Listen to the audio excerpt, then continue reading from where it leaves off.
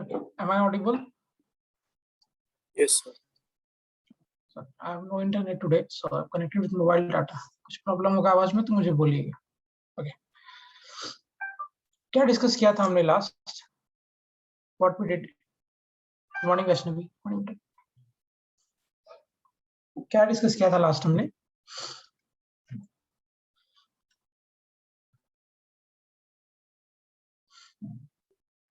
कौस्तुभ कोई बता दे मुझे. वैष्णवी कोई बता दो. क्या डिस्कस किया था last?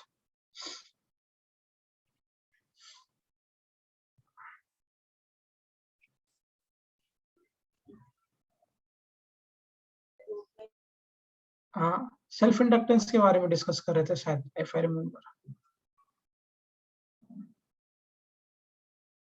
Energy stored in inductors. Combination of inductors in series and parallel कर लिया हमने? नो ओके, नहीं किया है. एंड इंडक्टर के बारे में पढ़ा होगा. सर्किट में यूज किया इंडक्टर को हमने. Growth and decay of current in inductor. Yes ठीक है, आगे बात करते हैं.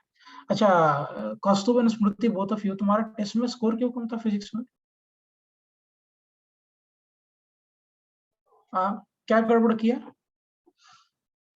सर, एंड में टाइम नहीं मतलब सफिशिएंट हुआ. आखिरी में फिजिक्स किया है क्या? हाँ यस सर, पहले यस क्या नहीं, पहले केमिस्ट्री करो, बाद में फिजिक्स करो, लास्ट में मैथ्स करो, बिकॉज ऐसे सीक्वेंस बनाओ. That you decide according to you, but sequence होता है जो नीट का पेपर, जेईई मेंस का पेपर सॉल्व करने का. That is first chemistry, then physics and at the end maths, है ना. और ट्राई करो कि केमिस्ट्री में को 45 मिनट्स में खत्म कर ले, so that you get sufficient time for mathematics. और फिजिक्स को 1 घंटा से ज्यादा देना नहीं है. केमिस्ट्री 45 मिनट, फिजिक्स 1 आवर और मैथ्स 1 आवर 15 मिनट्स, ऐसा टाइमिंग सेट करो, है ना, सीक्वेंस में. अच्छा, बाद में तुम्हारा ये फिजिक्स का पेपर सॉल्व हो रहा था खुद से?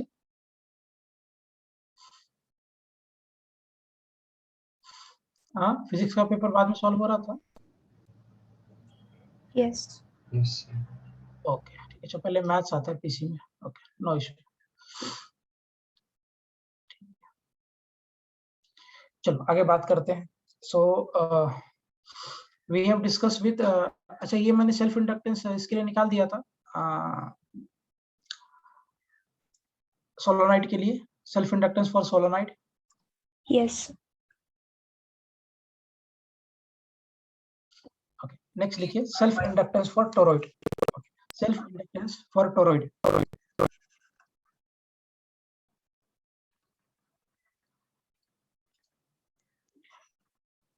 For toroid.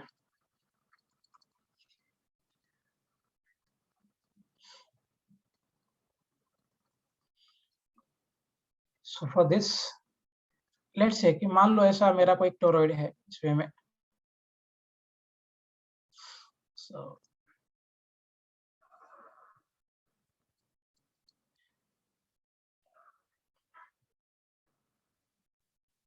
ऐसे हमने टोरॉइड को कनेक्ट कर दिया ऐसे.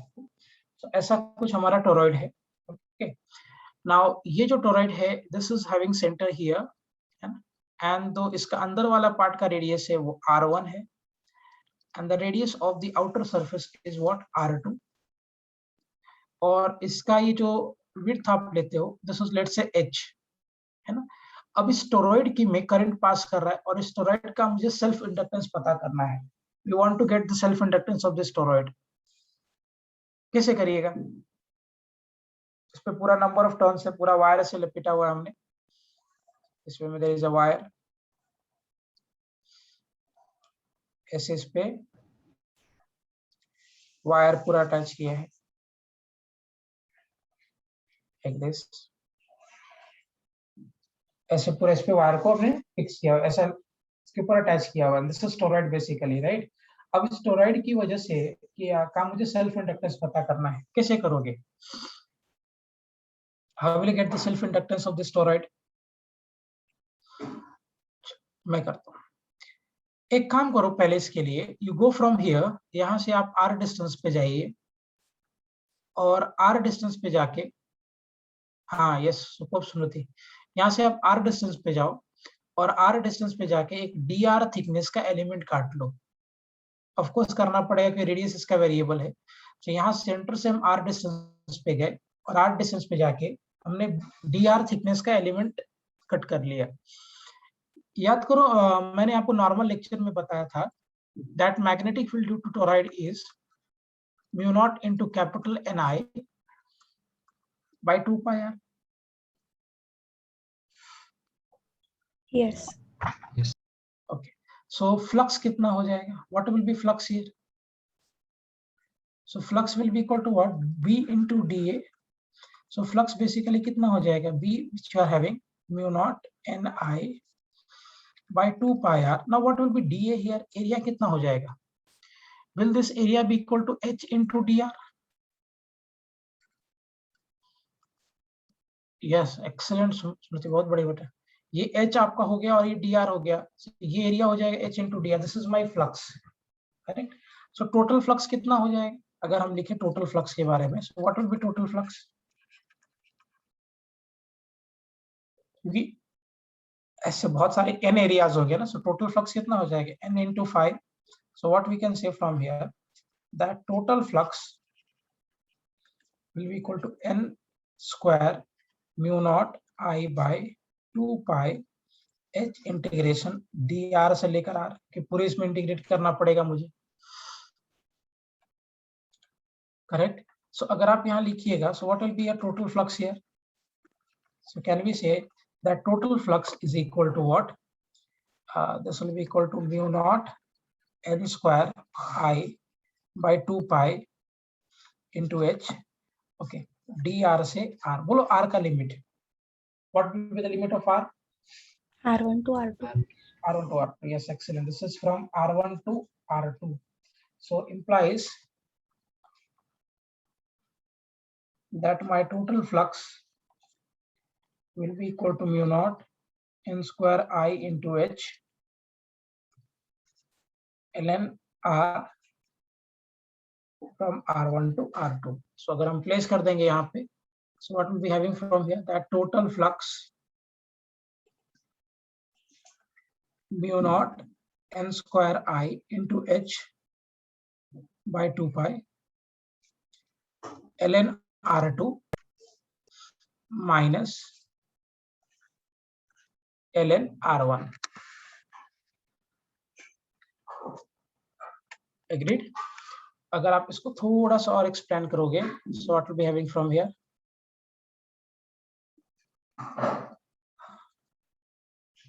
mu naught n square I into h by 2 pi ln R2 by R1। ये आएगा ना total flux.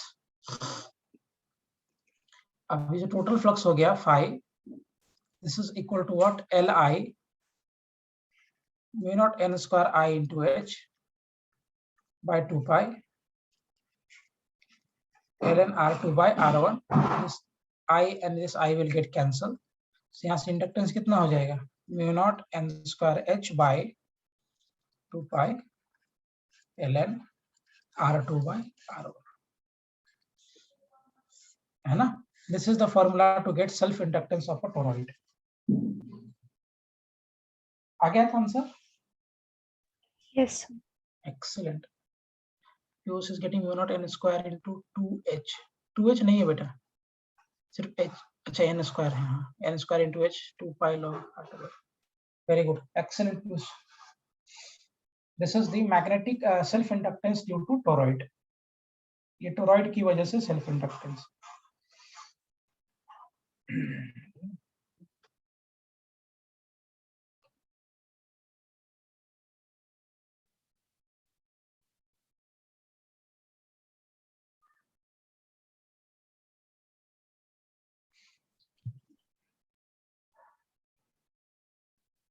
Am I clear?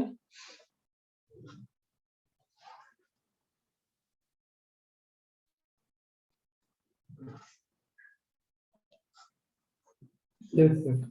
आगे और डिस्कस करें? हो गया यहाँ तक करके? Yes, sir. Very good, it's a good problem by the way। Next लिखो grouping of inductors, grouping of inductors, energy कराई दिया होगा, ग्रुपिंग ऑफ इंडक्टर्स।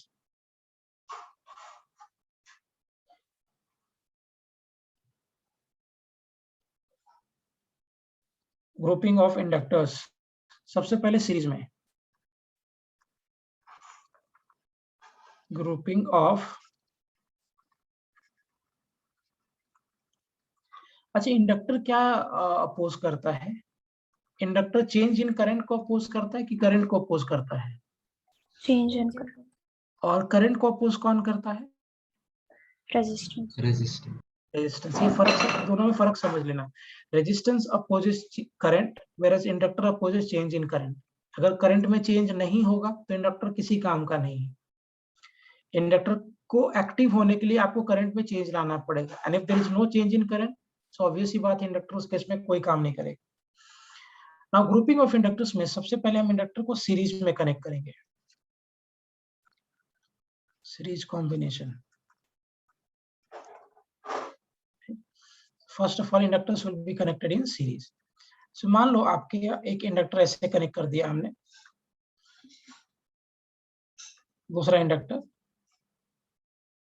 तीसरा इंडक्टर, इसमें करंट आई एम्पियर का जा रहा है और इसमें करंट में चेंज हो रहा है। इसका इंडक्टर मान लो L1 है, इसका L2 है, इसका L3 हेनरी है, L2 हेनरी, L1 है, करंट में चेंज हो रहा है ना। मान लेते हैं ये पॉइंट आपका A है, ये पॉइंट आपका B है। So what we can say, can we write from here that VA minus of L1 into di by dt minus of L2 into di by dt, क्योंकि di by dt इस case में सब जगह पे क्या हो रहा है, same, minus of L3 into di by dt is equal to what? Potential at B. Can we write this?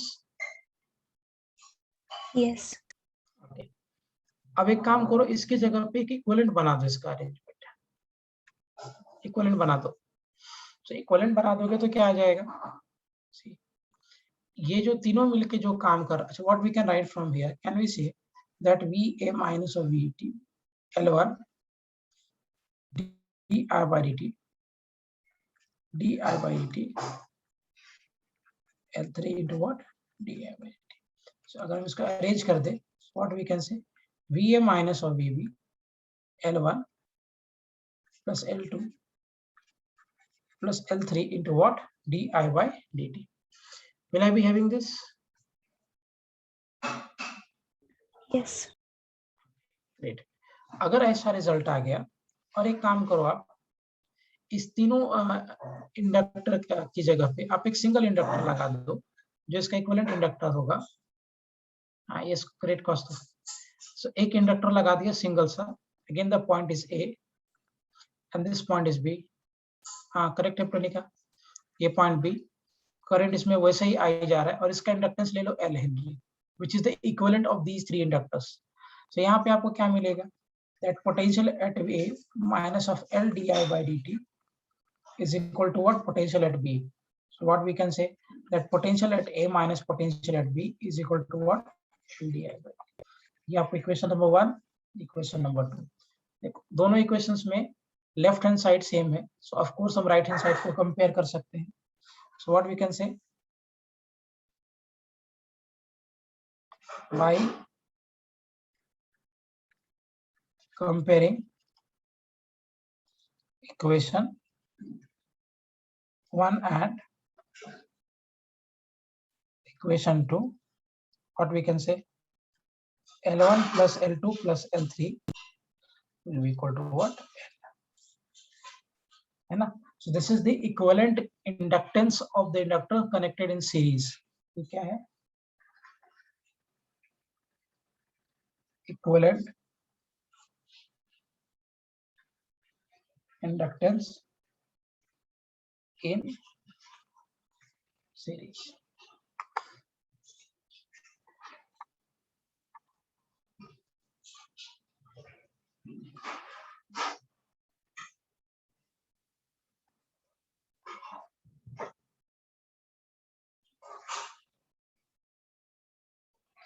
Am I clear? समझ में आया पॉइंट ये? Yes, sir. Yes.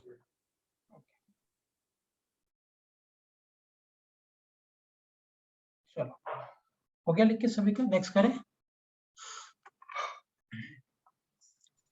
Yes, sir. Excellent. Parallel combination, ये तो series में disconnect किया हमने। Next है पैरेलल कॉम्बिनेशन।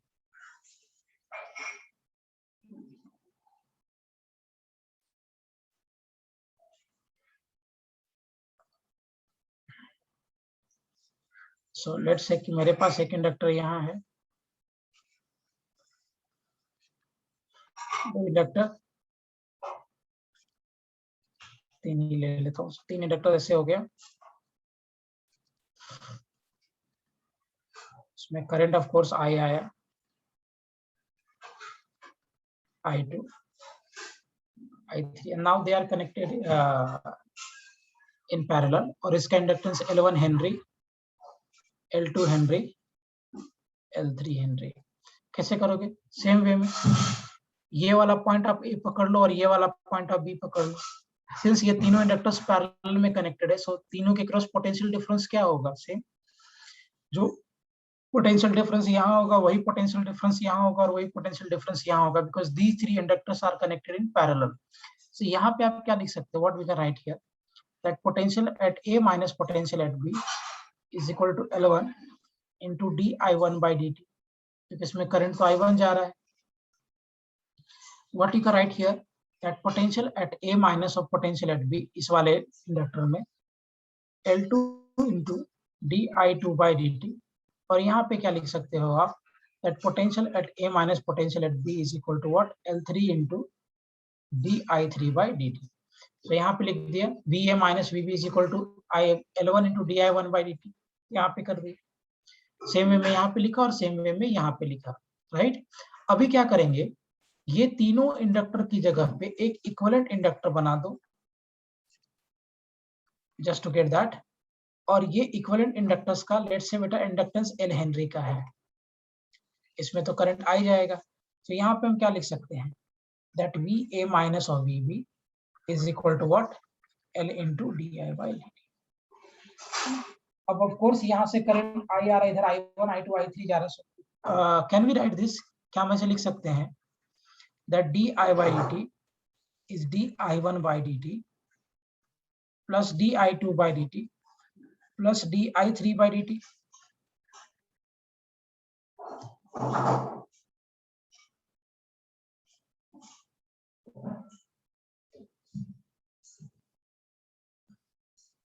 लिख सकते हैं क्या हम लोग ऐसा? Can we write this? Yes. Okay, now if you return, so di by dt की जगह पे क्या लिख सकते हो आप यहाँ से? हाँ, by conservation of charge, very good Smith. di by dt की जगह पे क्या लिख सकते हो आप, VA minus VB by L from here. यहाँ से क्या लिख सकते हो आप? Excellent, is equal to what, here we can write VA minus और VB by L1 प्लस यहाँ पे क्या लिखोगे, VA minus VB of L2 plus VA minus और VB by L3। ये सारा टर्म क्या हो जाएगा, eliminate. So it will be having from here 1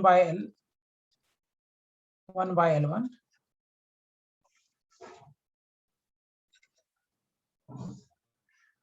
just like resistance, जो रेजिस्टेंस में होता है वही यहाँ पे होता है। हाँ, करेक्ट।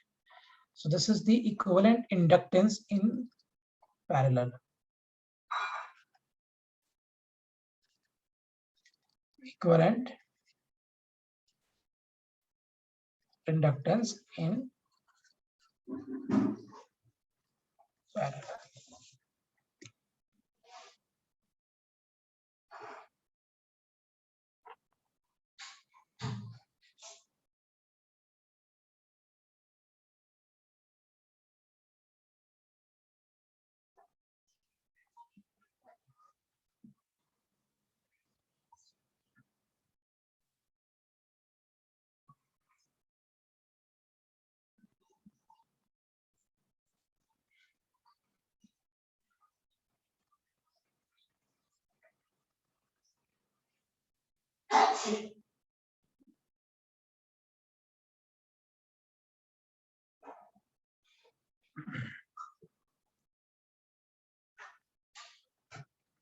क्लियर है पॉइंट यहाँ तक?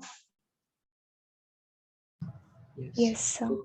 चलो गुड, कुछ क्वेश्चंस करते हैं पहले, इसके बेसिस पे फिर आगे बढ़ेंगे।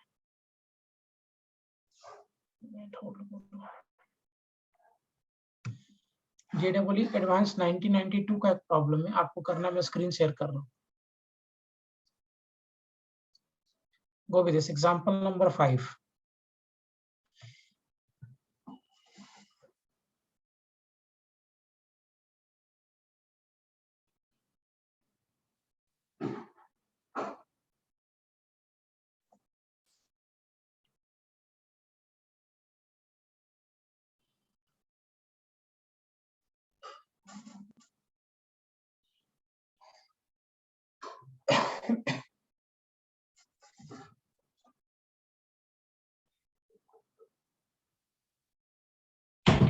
Question का next part. नहीं बेटा, So determine क्या? IL VL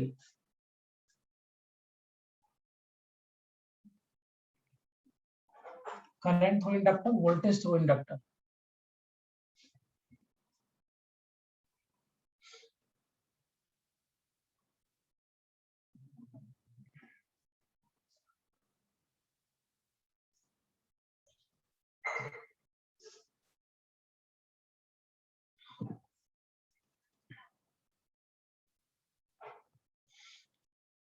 JEE एडवांस 1992 का प्रॉब्लम है, मैं करूँ इसको?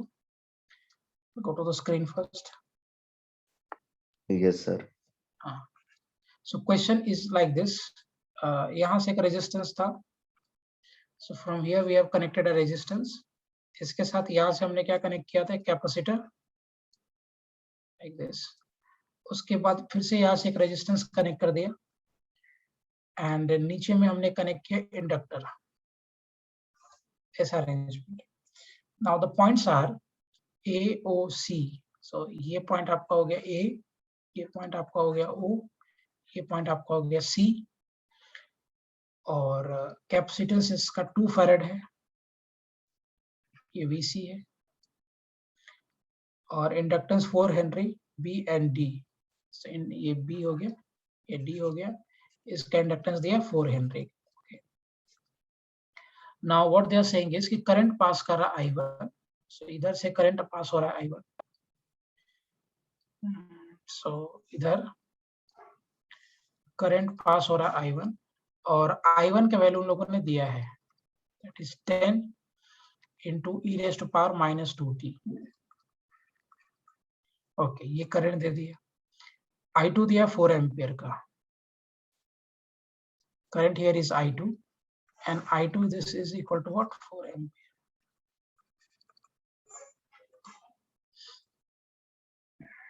एम्पियर। इस डायरेक्शन में जा रहा है, और VC दिया है 3 into e raised to power minus 2t, so VC they have given 3 into e raised to power minus 2t volt।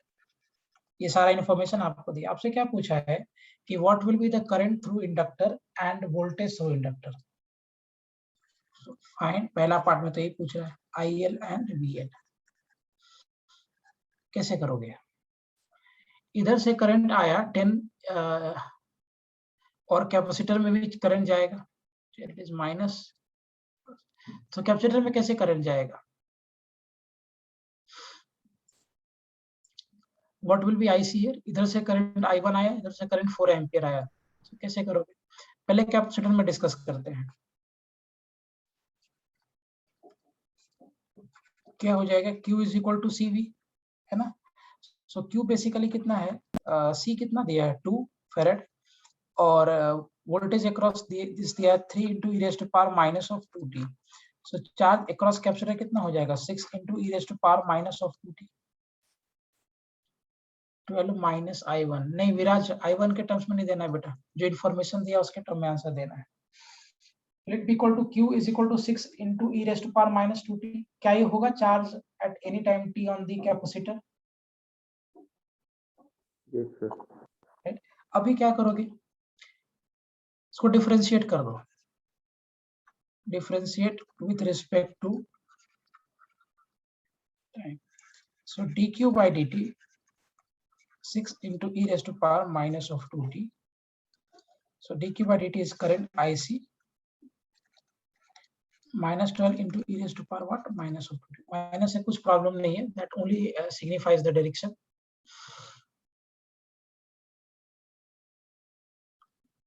है ना? ओके, एक मिनट कस्ट।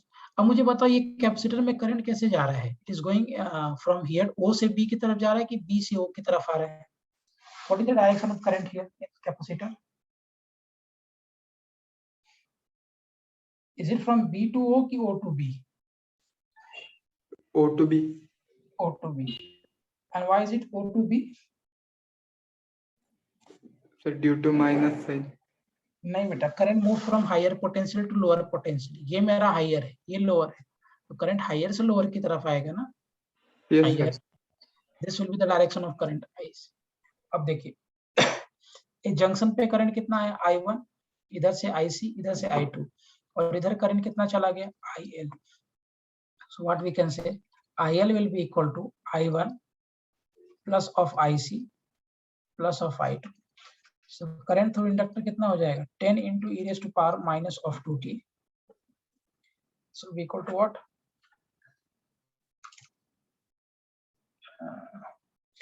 10 into e raised to power minus of 2t minus 12 into e raised to power minus of 2t and plus 4. So current कितना हो जाएगा ये? Will it be equal to 4 minus 2 into e raised to power minus of 2t ampere. Will that be the current? Yes.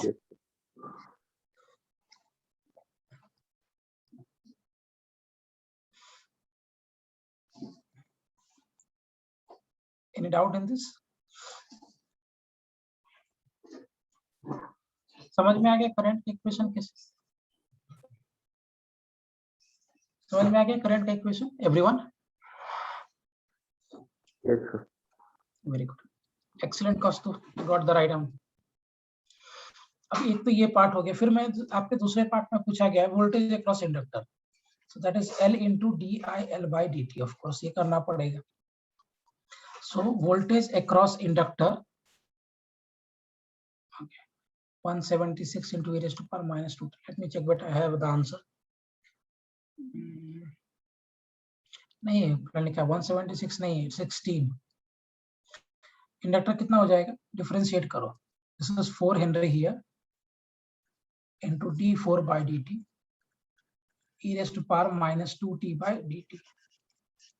Now this 4 is a constant, so हाँ very good, स्फूर्ति and constant. ये 4 constant है, तो इसका derivative हो जाएगा 0, ये यहाँ पे आ जाएगा, प्लस हो गया। सो वोल्टेज अक्रॉस इंडक्टर कितना हो जाएगा 16 into e raised to power minus of 2t volt. Okay, ये दोनों कैलकुलेशन क्लियर है सभी को?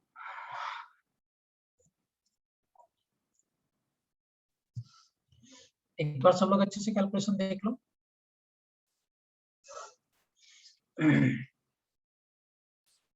Very good, excellent. Views clear है बेटा आपको कैलकुलेशन ढंग से? Yes, sir. अच्छा, और भी कुछ पूछ रहा था ये? हाँ, VAC बताइए, voltage across A and C कितना हो जाएगा? और ये बता दो,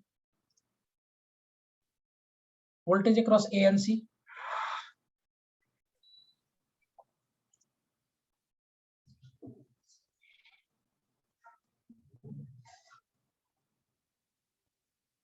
What will be voltage across A and C?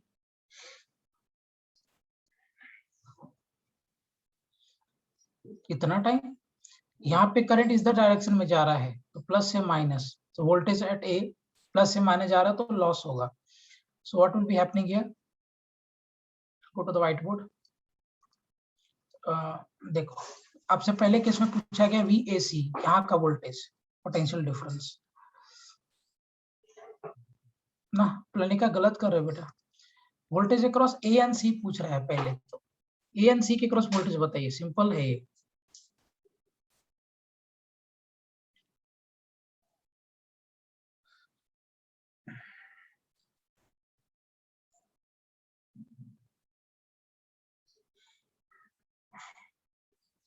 Okay इधर से करंट I1 आ रहा है, अच्छा I1 10 में दिया ना, तो यहाँ पे तो वोल्टेज का लॉस हो जाएगा। एक मिनट अपने लिखा होल्ड करो, एक मिनट रुको पीयूष, दोनों का सही है। सो वोल्टेज अक्रॉस है, यहाँ पे आप करंट के डायरेक्शन में जा रहे हो, सो प्लस से माने जा रहे हैं, मतलब वोल्टेज का लॉस हो जा रहा है।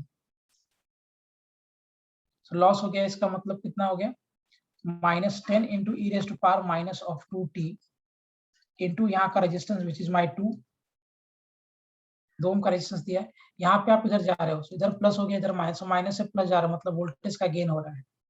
सो प्लस 2 इंटू 2, रेजिस्टेंस 2 ओम का ही था ना, सर 3 ओम 3 ओम का था, okay one second. So resistance was of 3 ओम और इधर 2 ओम का था, ओके। सो रेजिस्टेंस यहाँ पे 3 ओम का था, so this is 3 here into 3 is equal to voltage at B. तो क्या रिजल्ट है, 4 एम्पीयर 4 दिया गया। So current is of 4 ampere, हाँ बराबर। कितना हो जाएगा, voltage at A minus of voltage at B, this will go this side, so 20 into e raise to power minus 2t minus of 12, plus नहीं होगा प्रणिका? यस बाकी सब सही है, ये तुम्हारा भी करेक्ट है, वेरी गुड। सिर्फ ये प्लस आपने लिखा था, माइनस होना चाहिए।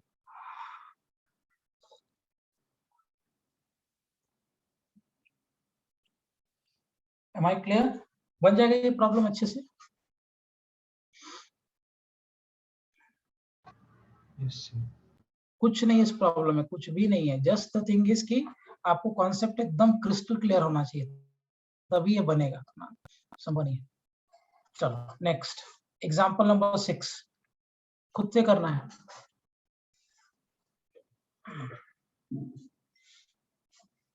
This is from Arihan's book, the problems which I am taking.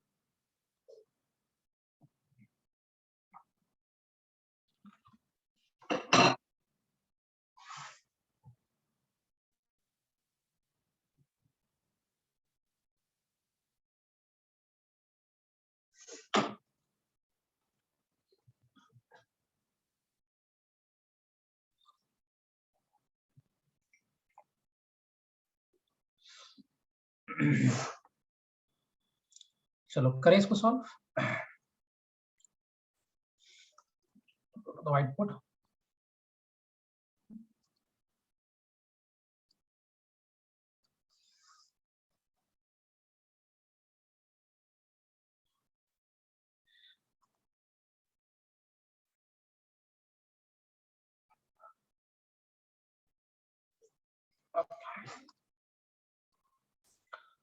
ठीक 5/3।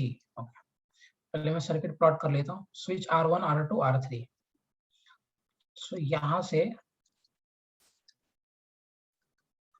बैटरी है, and here we have connected switch, here we are having one more resistance, and this side we are having inductor,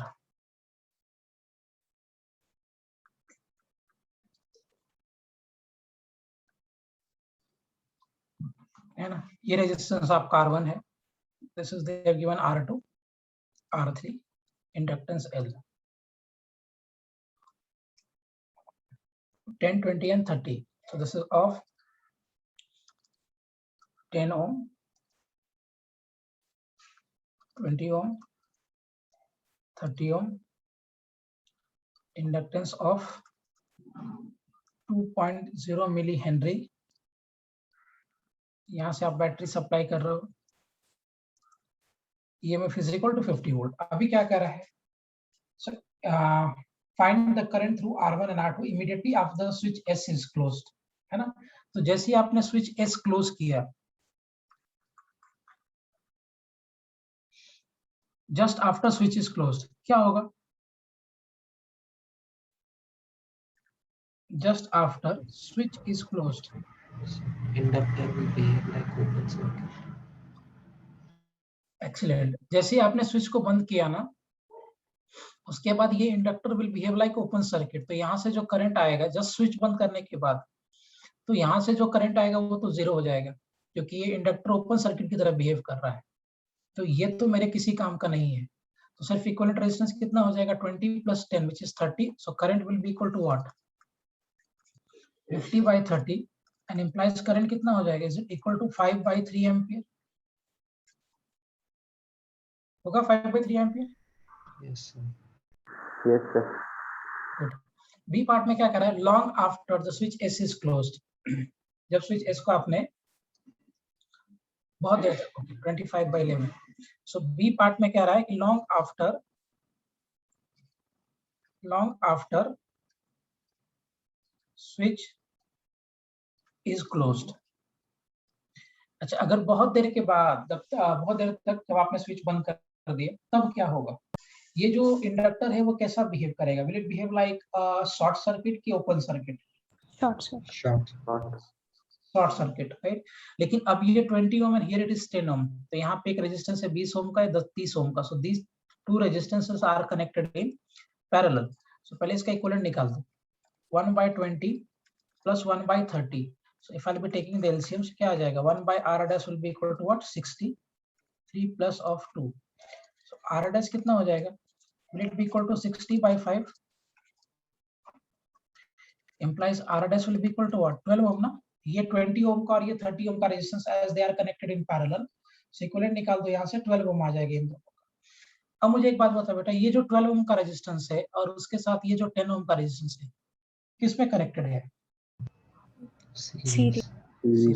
so R equivalent कितना हो जाएगा? R dash + 10, so implies R equivalent will be equal to what? 12 + 10, so R equivalent हो जाएगा 22 ओम। सो अगर आपको current पता करना है through R1, current through R1, तो यहाँ से बैटरी से जो करंट जाएगा वही R1 में जाएगा। So that current will be equal to what? 50/22. So that is what? 25/11. So current I कितना हो जाएगा? Will it be equal to 25/11 ampere? Yes or no? 25/11 होगा? Yes. Yes, sir. अभी करंट थ्रू R2 भी आपसे पूछा है। So they have asked also that current through R2, ये भी पूछ रहा है। Now how will you do this? ये कैसे करोगे?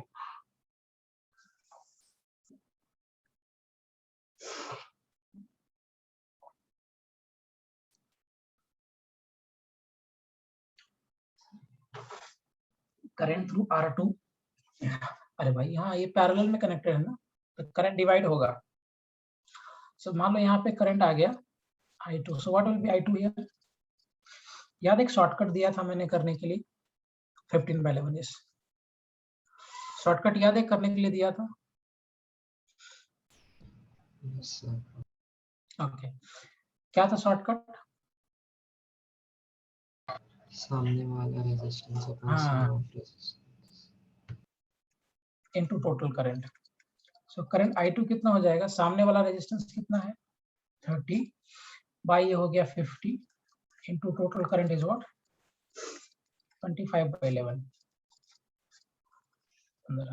सो current I2 will be equal to 15/11 ampere. ये याद रखना है, ये कभी आपको एग्जामिनेशन में बहुत हेल्प करेगा। ये दिखने में बहुत छोटा सा फॉर्मूला है, तो बेकार कॉन्सेप्ट है, लेकिन एग्जामिनेशन में प्रॉब्लम सॉल्विंग में बहुत यूज में आता है। सो अगर किसी को नहीं पता तो प्लीज रिमेंबर दिस। सो अभी हमने क्या किया? स्विच बंद करने के बाद जो करंट है वो निकाल लिया, लॉन्ग टाइम के बाद करंट कितना होगा वो निकाल लिया। चलो क्वेश्चन का सी पार्ट पे चलते हैं। So C part of the question says what?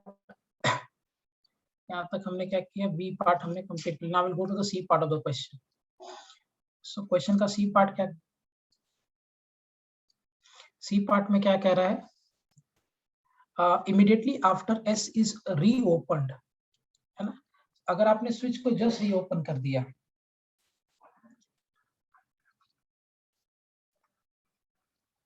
immediately after switch is reopened, अब क्या होगा?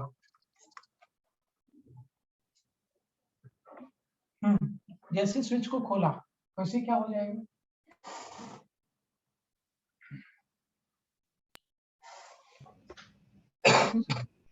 Inductor current flow through inductor. हाँ करेक्ट। अच्छा मुझे एक बात बताओ, अगर मैं स्विच को रीओपन कर लेता हूँ, खोल लेता हूँ स्विच को वापस, तो क्या ये R1 से कोई करंट जाएगा? No sir. तो सर्किट ओपन हो गया तो यहाँ से तो करंट जाने का सवाल ही नहीं होता है। तो जैसे ही आपने स्विच को ओपन किया है, इमीडिएटली क्या, सो हम क्या लिख सकते हैं, current through R1 will be 0। Switch open करने के बाद R1 के थ्रू करंट 0 होगा, क्योंकि ये सर्किट आपने खोल लिया, तो ये ओपन सर्किट हो गया, तो इसमें तो करंट जाने का चांस नहीं है। लेकिन इसमें तो करंट जाएगा, R2 में करंट जाएगा, ये R2 में तो करंट जाएगा, राइट। और R2 में करंट कौन लेकर आएगा? इंडक्टर। हाँ, इंडक्टर से अब करंट फ्लो चालू होगा, इससे चलना चालू करेगा। Now what will be the current through inductor? जैसे आपने स्विच को बंद किया वैसे ही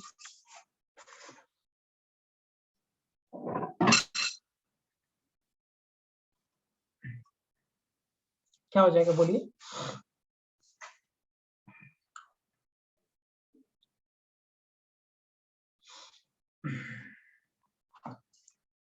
क्या होता है फॉर्मूला करंट के फ्लो का? Is it I is equal to I naught e raised to power minus t by tau n? होता है current through inductor in decay. Yes. है ना। ग्रोथ में क्या था करंट का formula? I is equal to I naught into 1 minus e raised to power minus t by tau n।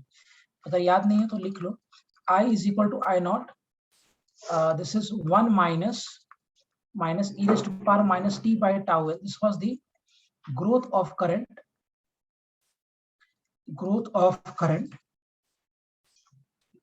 in inductor, right. ये हमारा करंट का ग्रोथ है इंडक्टर में। और दूसरा जो रिजल्ट था, I is equal to I naught e raised to power minus t by tau n.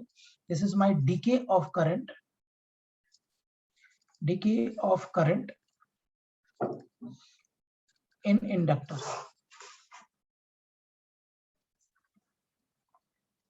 Making sense?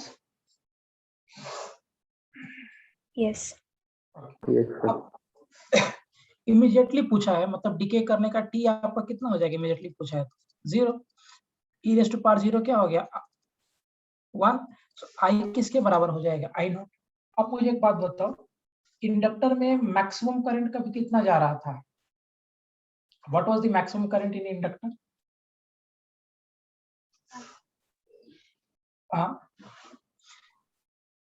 Maximum current कब जाएगा? t is equal to infinity पे, जब ये स्टेबल हो जाएगा। तो जब ये स्टेबल हो गया, लॉन्ग आफ्टर, यहाँ से करंट कितना आया बेटा? इसमें करंट कितना आया?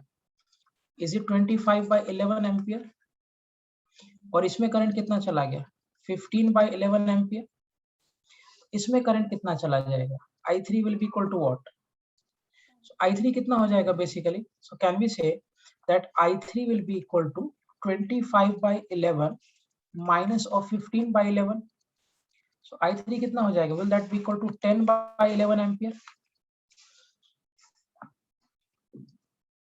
हाँ, यस, एक्सीलेंट बेटा। तो क्या यही I नॉट होगा? आप एनालाइज करके देखो, क्या यही I नॉट होगा? इसमें I नॉट का मतलब क्या हो गया? The maximum current which is passing through inductor. और इंडक्टर के थ्रू मैक्सिमम करंट कब जाएगा? जब वो स्टेडी स्टेट पे पहुंच गया, t is equal to infinity. Capacitor में उल्टा होता था। So t is equal to infinity पे current through inductor will be maximum. So t is equal to infinity पे यहाँ से करंट आ रहा था 25/11 एम्पियर, इधर चला गया 15/11 एम्पियर. सो लॉजिकल बात इधर कितना आ जाएगा 10/11 ampere, and that is equal to what I naught. So I3 is equal to what I naught. So current कितना हो जाएगा immediately 10/11 ampere.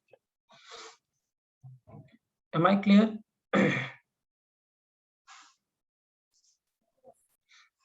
Yes, sir. Very good. अच्छा, इसी क्वेश्चन का डी पार्ट है,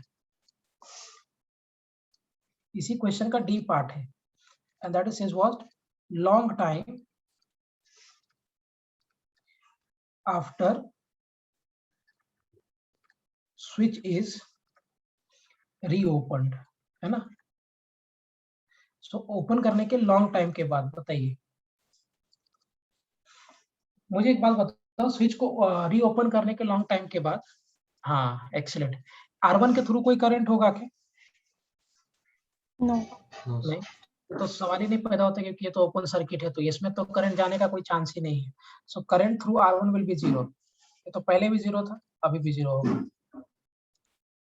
through R1 will be zero, इसका तो कोई चांस ही नहीं है. अच्छा, R2 के थ्रू करंट होगा क्या लॉन्ग टाइम के बाद? मतलब जब आप स्विच ओपन कर दिया उसके after long time will there be any kind of current through R2? No. नहीं होगा, क्योंकि e raise to power t infinity हो जाएगा, e raise to power minus infinity zero हो गया. सो क्या हो जाएगा, current through R2 will be also zero. So R1 के थ्रू तो जीरो होगा ही होगा, R2 के थ्रू भी जीरो हो जाएगा after a long time. Got the calculation? समझ में आया प्रॉपर्ली? क्वेश्चन से गुड प्रॉब्लम बेटा, बहुत बढ़िया प्रॉब्लम है. एक ही प्रॉब्लम में सब कुछ समझ में आ जाएगा ढंग से.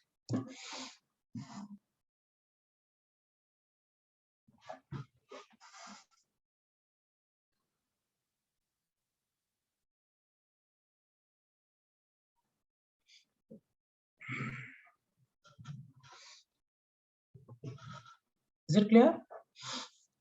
Yes. Yes. Very good. Next मैं स्क्रीन शेयर करता हूँ, तुम्हें खुद से करना. I'll give you time, then साथ में करेंगे फिर मिलके. एग्जाम्पल नंबर 7 JEE एडवांस 2001 का प्रॉब्लम है.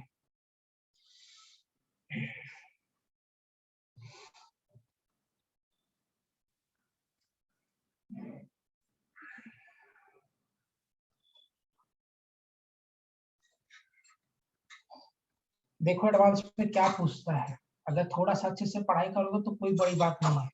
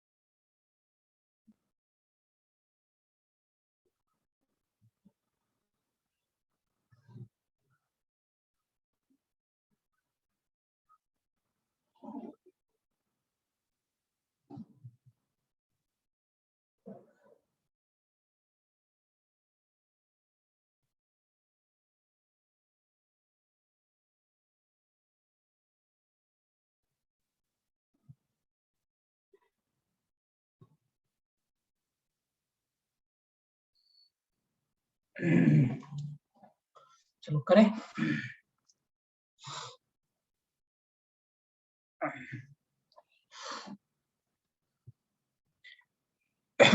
सर्किट में भी ड्रॉ कर लेता हूँ, साथ में करते हैं। So the circuit says that we are having a battery here, और इसके नीचे एक स्विच लगा दिया है इसके।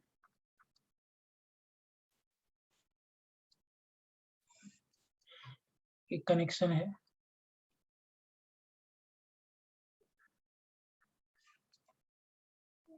ऐसा अरेंजमेंट किया। ये रेजिस्टेंस आपका R1 दिया है,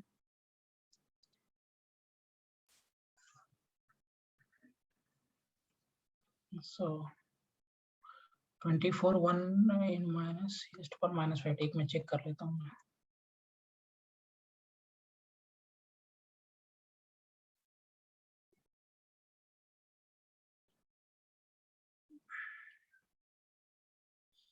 ये क्या निकाल रहे हो?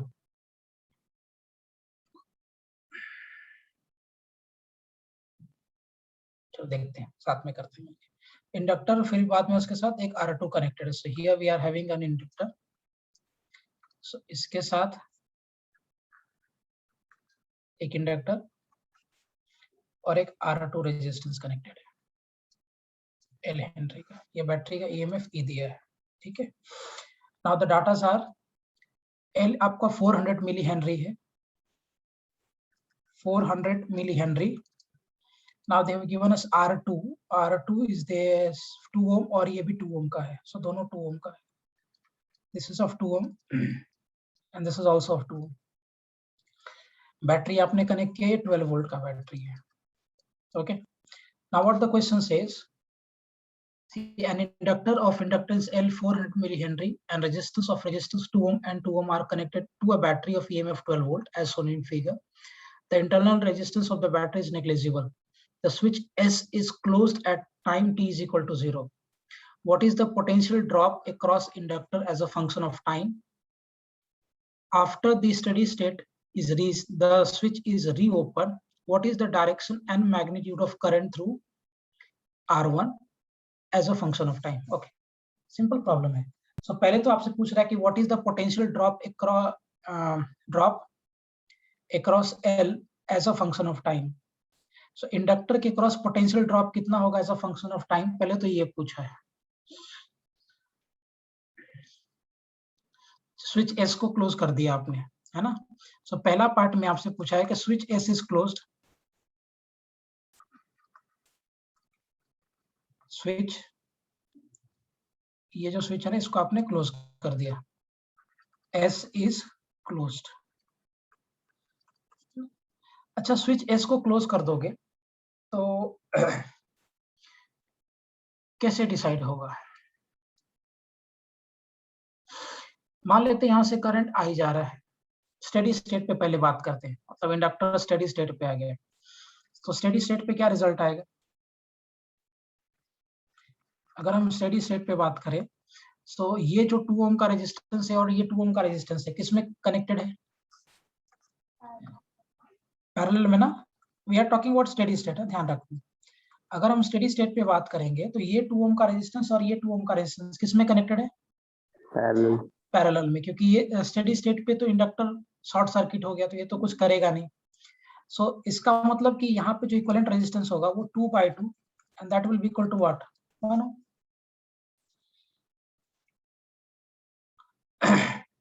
होगा 1 ओम, because ये 1/R1 plus 1/R2, so that will give you what? 1 ओम।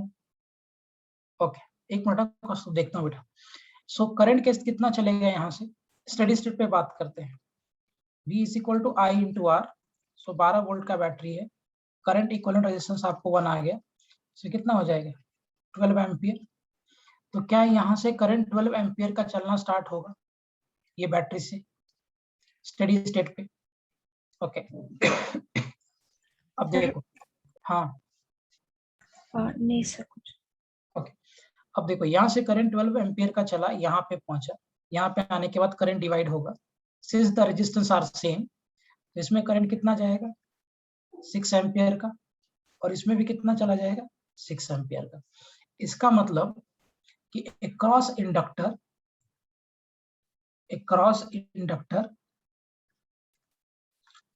जो आई नॉट होगा, मैक्सिमम करंट होगा वो 6 एम्पियर ही हो सकता है, इससे ज्यादा तो हो नहीं सकता, क्योंकि जब इंडक्टर आपका स्टेडी स्टेट में था तब इंडक्टर के थ्रू मैक्सिमम करंट कितना जा रहा था, आई नॉट।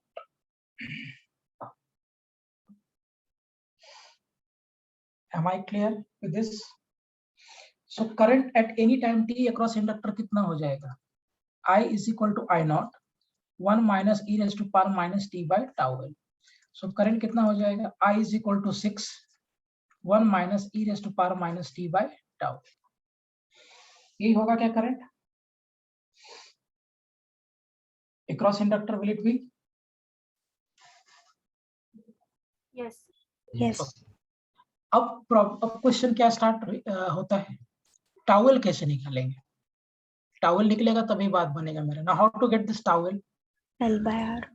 L by R है ना, L by R, R कितना होगा, what will be R here? 2. नहीं, यही गड़बड़ हो गया, शायद मैंने आपको कब बताया रहेगा, CR सर्किट में बताया होगा ये बात। जब भी आप ये R निकालोगे ना, रेजिस्टेंस, इसको R निकालने के लिए आपको क्या करना है कि बैटरी को शंट करके हटा दो, बैटरी को शंट कर दो, और ये इंडक्टर के क्रॉस इक्विवेलेंट रेजिस्टेंस निकालो सर्किट का। जैसे हम टाउ सी निकालते थे, C इंटू आर, वहां भी यही काम करते थे, वी शंट द बैटरी, और बैटरी को शंट करने के बाद आप कैपेसिटर के क्रॉस इक्विवेलेंट रेजिस्टेंस निकालोगे। इन द सेम मैनर यहाँ पे आप क्या करो, ये बैटरी को शंट कर दो, है ना, और बैटरी को शंट करने के बाद, एक मिनट मैं निकाल, ये बैटरी को हटा दो, शंट कर दो, और ये इंडक्टर के क्रॉस इक्विवेलेंट रेजिस्टेंस निकालो। Now what will be the equivalent resistance here, 4 ohm. होगा? Yes. Am I getting the point what I'm saying? समझ में आया मैंने क्या बोला अभी यहाँ पे? Yes. Yes. ये डीके का समय होगा, डीके का समय ऐसे आप टाउ निकालोगे, बैटरी को शंट कर दिया और इसके क्रॉस इक्विवेलेंट रेजिस्टेंस निकाल दिया, लेकिन ग्रोथ के समय कितना आर होगा, what will be R during growth, R during growth कितना होगा,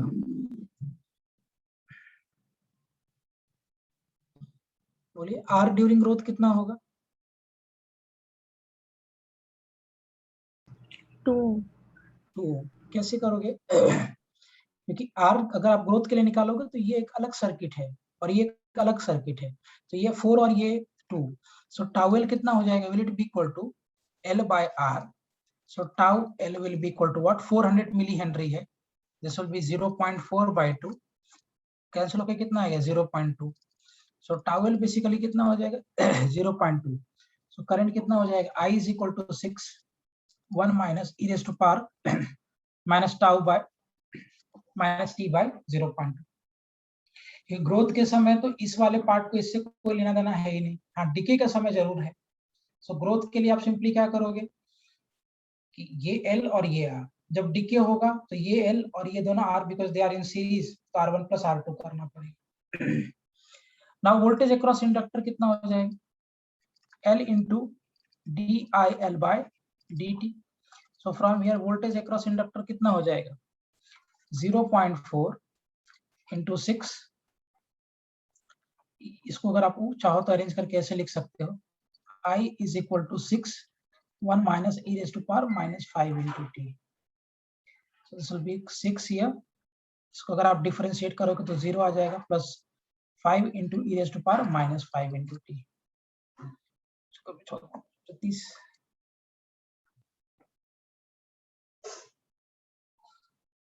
ओके 1 सेकंड पहले का एक्सप्लेन करता हूँ, 1 मिनट होल्ड करो, ये हो जाएगा कितना 6 × 30 12, सो वोल्टेज अक्रॉस इंडक्टर कितना हो जाएगा 12 into e raised to power minus of 5t।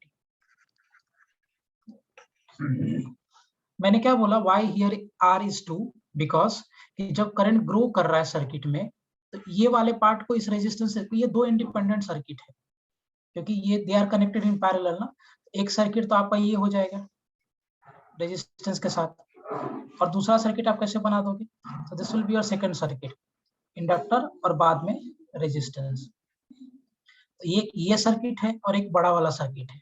तो जब ग्रो कर रहा है करंट तो उसके लिए कौन सा रेजिस्टेंस रिस्पॉन्सिबल है? सिर्फ ये वाला, therefore that I have taken. लेकिन जब डिके करेगा तो ये रेजिस्टेंस भी रिस्पॉन्सिबल होगा और ये रेजिस्टेंस भी रिस्पॉन्सिबल होगा। ओके, ये तुम्हें डिसाइड करना पड़ेगा कि कौन सा रेजिस्टेंस रिस्पॉन्सिबल है। हाँ, अगर यहाँ पे एक रेजिस्टेंस में दे देता तो ये भी रिस्पॉन्सिबल होता, ये भी रिस्पॉन्सिबल होता और ये भी रिस्पॉन्सिबल होता। ये करंट अकॉर्डिंगली डिवाइड करता। समझ में आया सभी को पॉइंट? ये is it clear to everyone?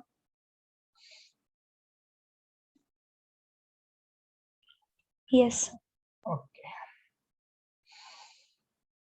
चलो अभी इस क्वेश्चन का बी पार्ट में क्या पूछ रहा है? What is the direction of the magnitude of current R1 as a function of time after the steady state is reached, the switch is reopened, है ना?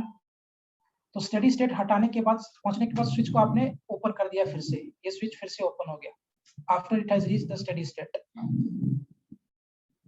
कितना हो जाए? हाँ, ग्रेट। हाँ सार्थक, एक मिनट होल्ड करो, मैं बताता हूँ कैसे करेंगे। So after steady state is reached,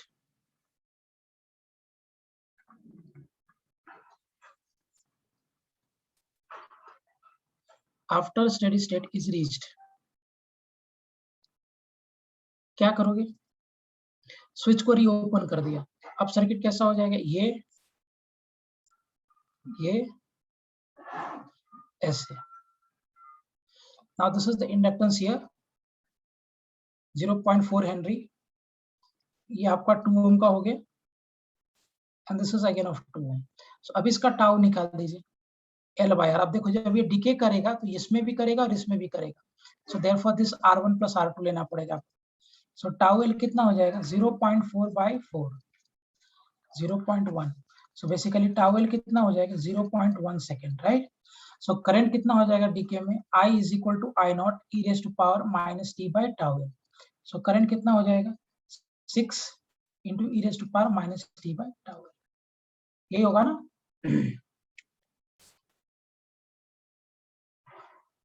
Yes, sir. Okay, so यही होगा करंट थ्रू इंडक्टर। एक्सीलेंट बेटा। सो इसके वही करंट यहाँ से चलेगा, R1 में भी वही करंट आएगा, R2 में भी वही आएगा। सो इसको अगर आप लिखोगे अच्छे से एक्सप्लेन करके तो कितना आ जाएगा current? I is equal to 6 e raise to power minus t by 0.1, ऊपर शिफ्ट कर दो। So I is equal to 6 e raise to power minus of 10 ampere. This will be the correct answer. Direction of current decide नहीं कर पाओगे, depend करता है कि कौन सा इंडक्टर में पॉजिटिव साइड है, कौन सा नेगेटिव है, राइट? सो जो साइड पॉजिटिव होगा तो वहां से करंट चालू होगा और नेगेटिव साइड में आएगा। दैट विल डिपेंड कि चार्जिंग के वक्त में कौन सा इंडक्टर का कौन सा साइड प्लस हो गया था और कौन सा साइड माइनस हो गया था। तो जिधर प्लस होगा करंट प्लस से जाएगा और माइनस की तरफ आएगा। समझ में आया? Yes, sir. ओके, स्मृति आपको क्लियर है बेटा जो अभी तुमने पूछा मुझे?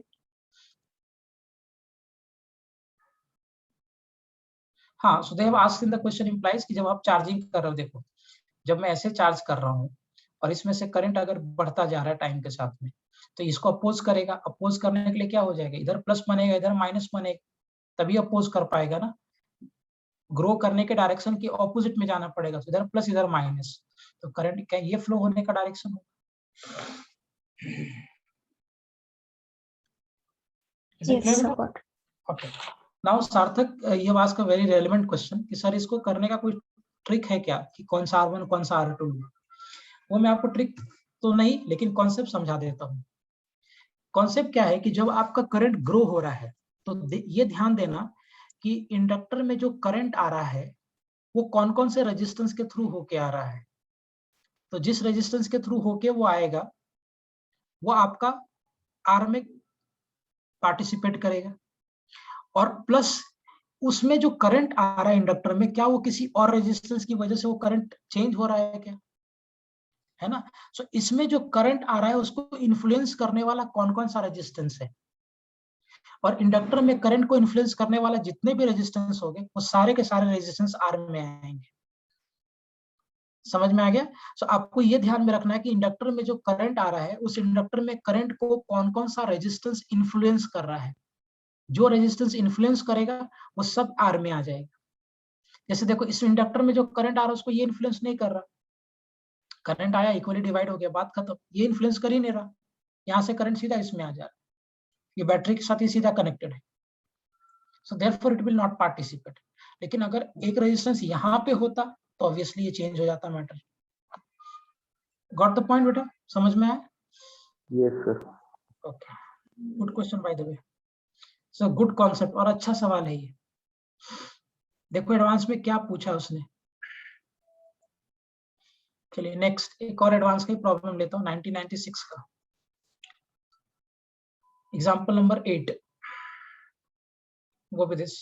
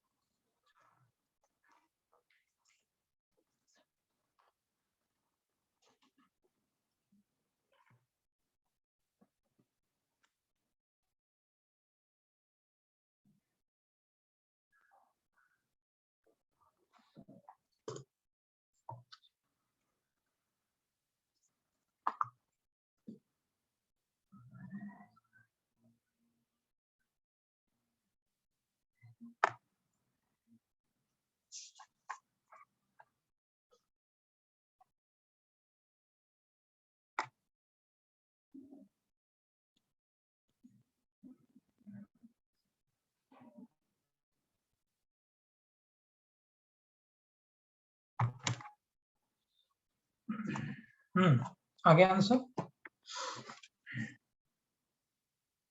Okay 0.1386 seconds. चलो लेट्स से करता हूं मैं भी इसको। व्हाट डज दिस से इन द क्वेश्चन कि solenoid has inductance of 10 Henry. Solenoid है जिसका इंडक्टेंस कितना दिया है 10 Henry and a resistance of 2 ohms. So resistance of the solenoid is also given, that is of 2 ohm. Okay, bye. Connected to a 10 volt battery. So this is connected with a potential difference of 10 volt. ठीक, अब क्या कह रहा है, how long will it take for a magnetic energy to reach 1/4 of its maximum value? So time to reach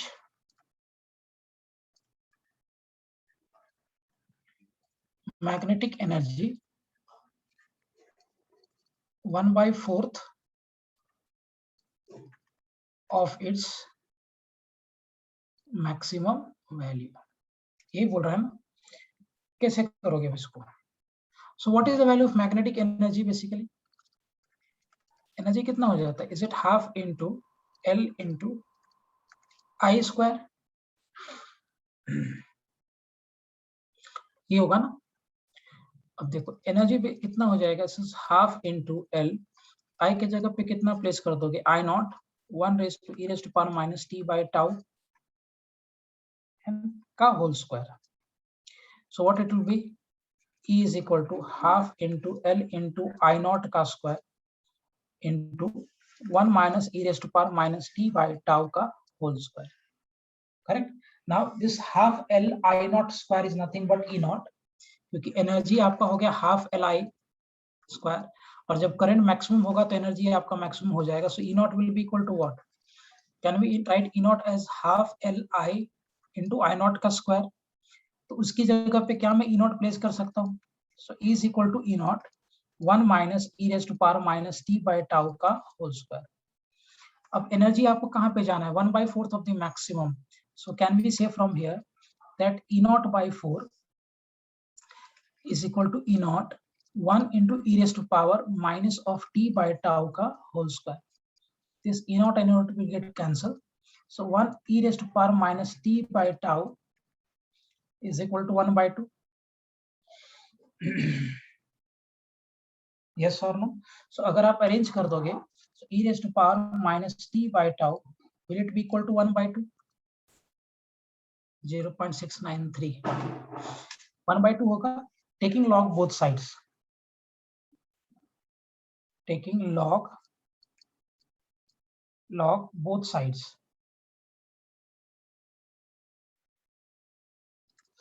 So अगर हम दोनों side में log ले लेंगे क्या रिजल्ट आएगा? Will be ln e raised to power minus t by tau ln 1/2. So minus t by tau into ln e ln 1 minus of ln 2. Now what is the value of ln 1? 0. और ln e का value 1 हो जाता है exponential, अगर इसका base अगर e रहा तो. That is what we are doing. So ये कैंसिल हो जाएगा. t over tau is l by r is equal to what? ln 2. So t basically कितना हो जाएगा? r by l ln 2. So to r कितना है? 2 और l is what? 10. ln 2 is 0.693 5. So t will be equal to what? 0.693 by 5. So अगर मैं इसको divide कर दूं, I will be using the calculator. 0.693 divided by 5. 0.693 divided by 5. 0.1386 second is my answer. क्या पूछा था? देखो 1996 में पूछा है क्वेश्चन.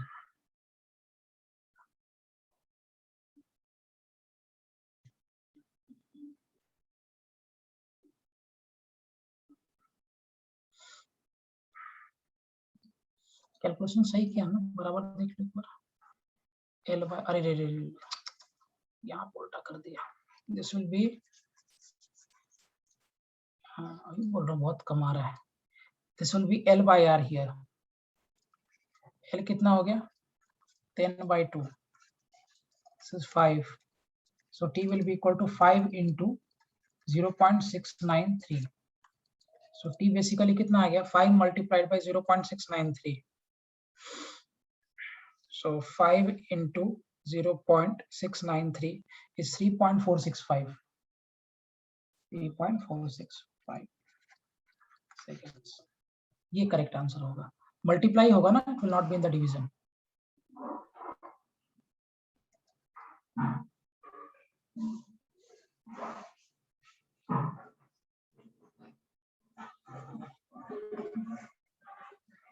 Am I clear बेटा? समझा सबको कैलकुलेशन? ये Yes, sir. Yes. Excellent. देखो क्या पूछा था, और अगर थोड़ा सा अच्छे से करोगे, so you'll be having the answers.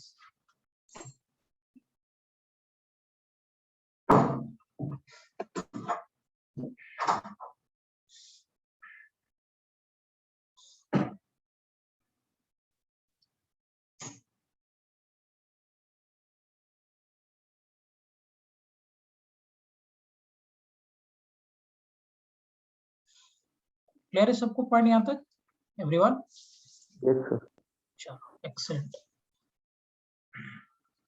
Today we are doing all the problems of advance. एक और करेंगे and this is also of the advance. आया हुआ नहीं है but advance के लेवल का है.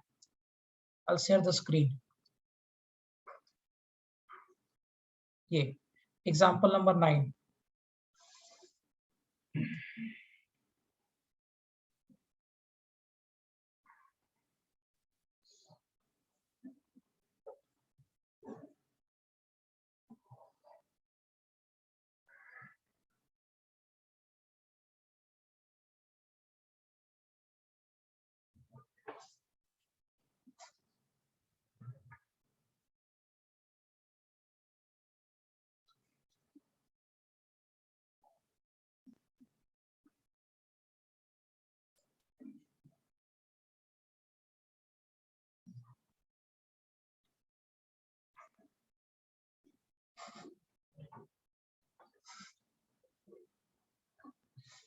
Okay.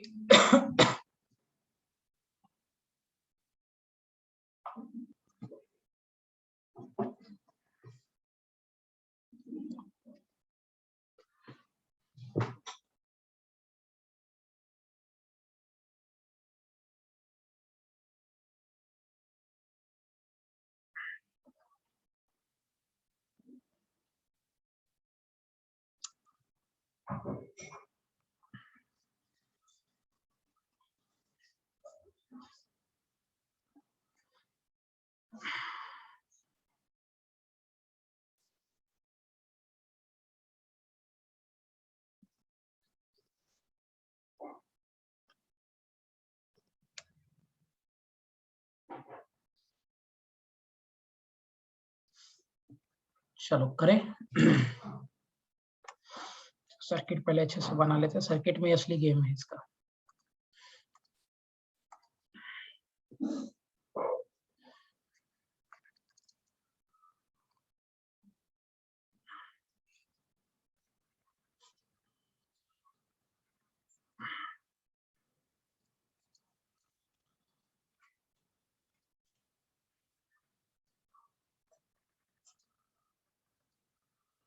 कैपेसिटर लगा इधर. So we are having a capacitor here. इस कैपेसिटर को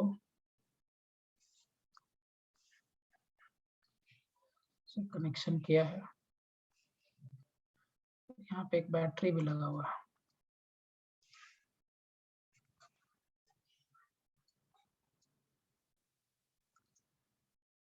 to ohm 12 volt. This is of 2 ohm 12 volt. R1 R3 2 farad.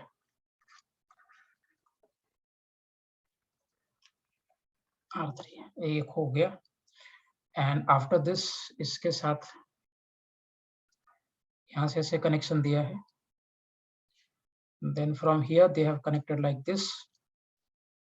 और इसके साथ एक और बैटरी कनेक्ट कर दिया 3 वोल्ट का. R2 2 ohm अगेन ज्वाइन कर दिया. ये पॉइंट आपका B है. And here we are having point A.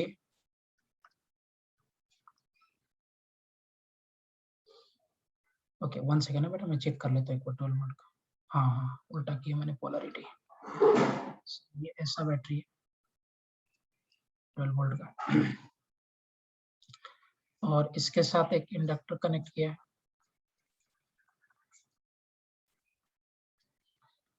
और ये इंडक्टर का इंडक्टेंस दिया L 10 मिली हेनरी. यही सर्किट है. और यहाँ पर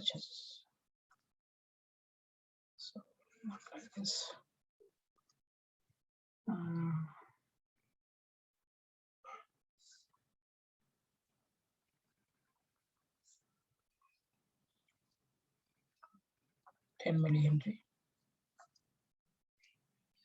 ऐसा कनेक्शन है. अब क्या कर रहा था, switch S is in position 1. अच्छा, स्विच पोजीशन 1 में है.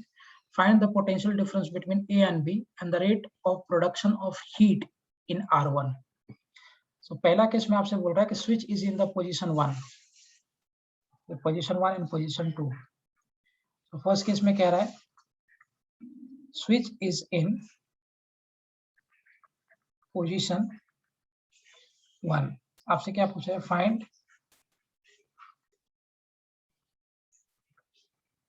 VA potential difference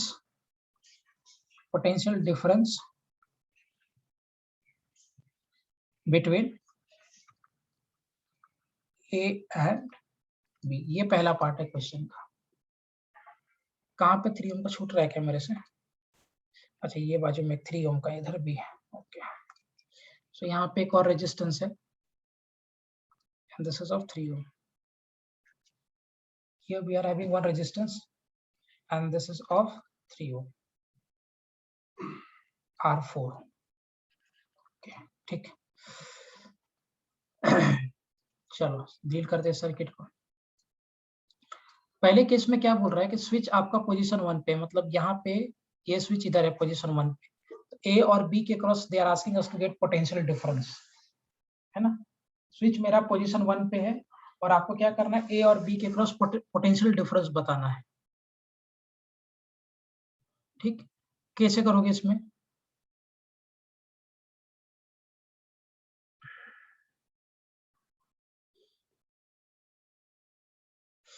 स्विच आपका पोजीशन नंबर 1 पे है। अब जरा देखिए, अगर स्विच मेरा पोजीशन नंबर 1 पे, केवीएल लगाना पड़ेगा बिल्कुल। अगर स्विच मेरा ये पोजीशन पे, तो ये पूरा एक सर्किट बना, है ना, ये पूरा एक सर्किट बन गया, करेक्ट। अब जरा देखो, अगर ये सर्किट बन गया, so how will be analysing this? Obvious सी बात है, कुछ नहीं दिया मतलब स्टेडी स्टेट पे आपको बात करना है। सो अगर मुझे स्टेडी स्टेट पे बात करना है तो ये कैपेसिटर में तो करंट जाएगा नहीं, ये कैपेसिटर में कोई करंट नहीं जाएगा, ये रेजिस्टेंस 1 ओम का था, ये कैपेसिटर में कोई करंट नहीं जाएगा। स्विच आपका पोजीशन नंबर 1 पे, कुछ दिया नहीं है, इसका मतलब कि we have to talk about steady state, है ना। कुछ अगर दिया नहीं रहेगा इसका मतलब कि आपको स्टेडी स्टेट पे बात करना है। So we are dealing at the steady state now, right. अगर स्टेडी स्टेट पे हम बात करेंगे तो यहाँ पे तो कोई करंट जा नहीं रहा। मान लो यहाँ से करंट I1 चलना चालू किया है, इधर भी I1 आएगा, इसमें नहीं जाएगा क्योंकि स्टेडी स्टेट में capacitor behaves like open circuit. यहाँ से करंट I1 आएगा, मान लेते इधर करंट I2 आ गया, ये बैटरी ने I2 छोड़ा, इधर चला गया I1 प्लस I2 और इसमें भी कितना आ जाएगा, I1 प्लस ऑफ I2, इधर वही फ्लो किया, यहाँ पे वापस क्या चला गया I2 और इधर क्या आ गया I1, it is back to the battery. यही होगा ना, ऐसा ही करंट का फ्लो होगा। यस और नो? Yes, sir. यहाँ से करंट I1 आ गया, फ्लो किया, इसमें नहीं जाएगा कि स्टेडी स्टेट में capacitor behaves like open circuit, तो ये किसी काम का नहीं है। यहाँ से करंट I1 आया, इधर आ गया, from here it is I2, ऐसे फ्लो करके इधर चला गया। 2 लूप पकड़ते हैं, पहले ये वाला लूप ले लेता हूँ मैं। लोअर से हायर गया तो वोल्टेज का गेन 12, यहाँ पे loss 2 into I1 plus of I2, फिर यहाँ पे प्लस से माइनस जा रहे हैं, फिर इधर भी loss minus 2 into I2 is equal to what? 0. So 12 minus 2I1, 12 minus of what? 2I1, एक minute, 12 minus of 2I1 minus of 4I2 is equal to 0. So therefore what we are having? 2I1 minus 4I2, sorry, plus 4I2 is equal to 12. This is my equation number 1. एक तो ये loop में काम कर लिया, एक ये loop में चलते हैं। सो इस लूप में अगर आप चलोगे, ये बैटरी आपका 3 वोल्ट का है। सो लोअर से हायर गए तो गेन हो गया 3, लॉस हो गया, देखते चलना कैलकुलेशन, कुछ गड़बड़ ना कर दूं, लॉस हो गया, प्लस से माइनस जा रहे हैं, इधर लॉस, प्लस से माइनस जा रहे हैं तो फिर से इधर लॉस हो गया, माइनस ऑफ 12 वोल्ट। करंट ऐसे आ रहा है, we are going in this direction, तो gain plus of 2I2 and again back to that 0. Okay 5 volt आ रहा है VA minus VB। 1 second, let me see, मेरे पास आंसर है इसका।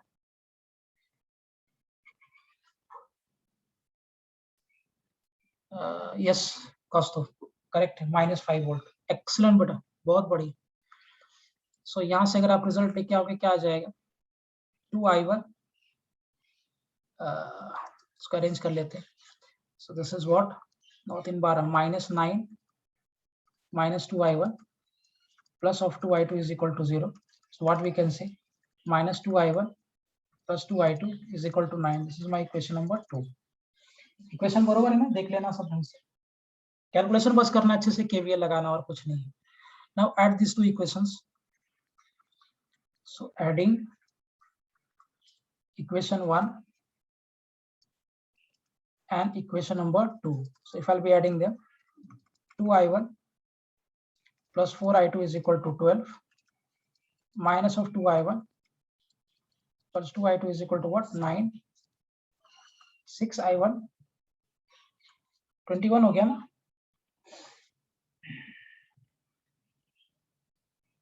Yes or no? Yes. Okay. क्या रिलेशन आया फाइनली,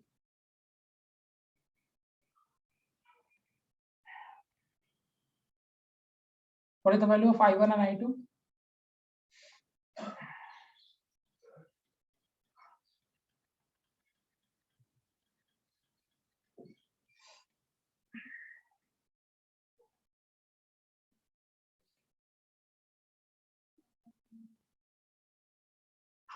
कितना है,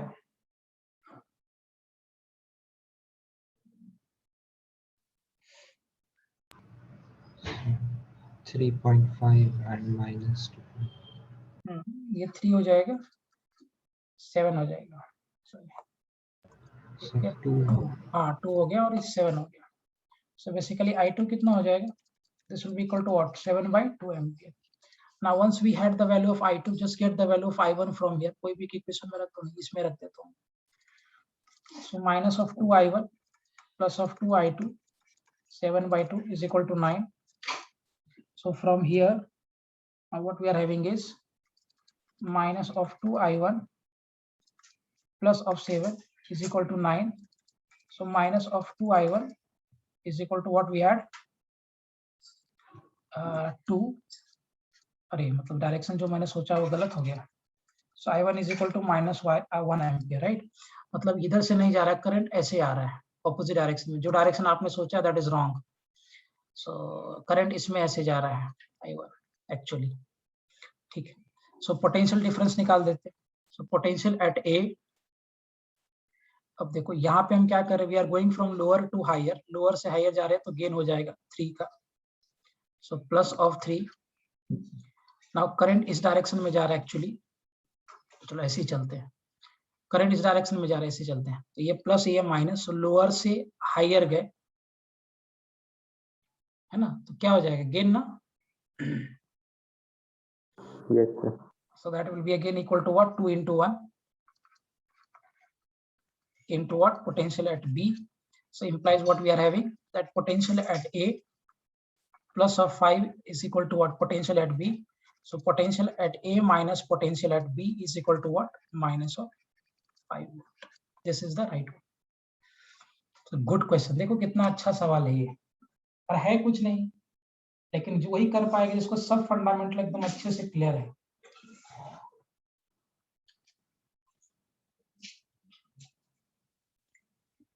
Is it clear? Yes, sir. इसी क्वेश्चन का बी, थोड़ा एक्सटेंड कर रहा हूँ लेक्चर को, इसी क्वेश्चन का बी पार्ट पे चलिए, B part of the same question as we have time. इसी क्वेश्चन के बी पार्ट पे चलिए। बी पार्ट क्या कह रहा है, now if now the switch S is put in the position 2 at t is equal to 0, find steady state current in R4.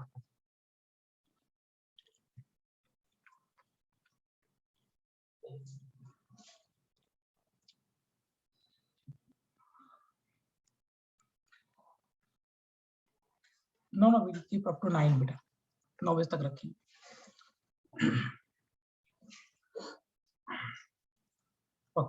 सो आपसे पूछा गया है if now the switch S is put in position 2, ये जो switch है ना अभी आपको आपने क्या किया पोजीशन 2 पे रख दिया। So what is the steady state current in R4, ये आपसे पूछा गया है। R4 में स्टेडी स्टेट करंट कितना होगा?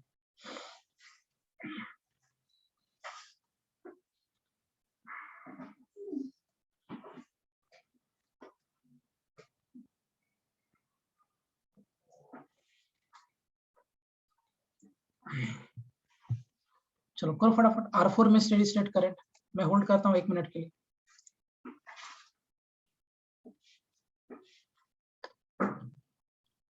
Zero 0.6 okay.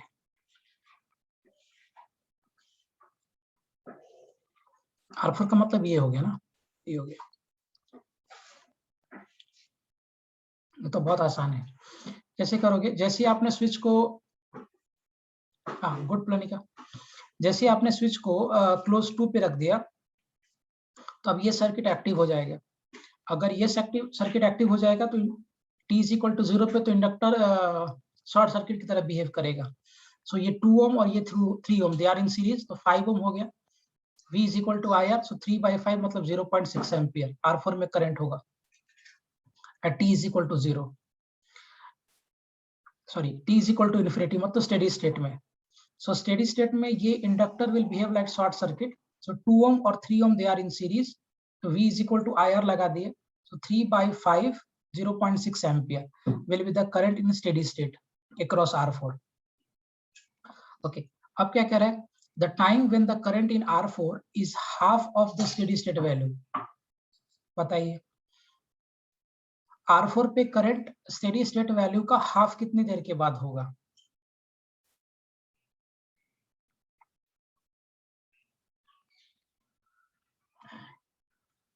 एक मिनट, स्टेडी स्टेट करंट पता चल गया ना सभी को R4 में? Switch is in position 2, right? अगर स्विच पोजीशन 2 में है तो स्टेडी स्टेट में क्या हो जाएगा? अगर स्विच आपका पोजीशन 2 में है तो स्टेडी स्टेट में क्या हो जाएगा? स्टेडी स्टेट में ये जो इंडक्टर है this will behave like short circuit. So ये 2 ओम और ये 3 ohm they are in series, यहाँ से करंट कितना पास करेगा? बी पार्ट में बोला था स्विच इज इन पोजीशन 2,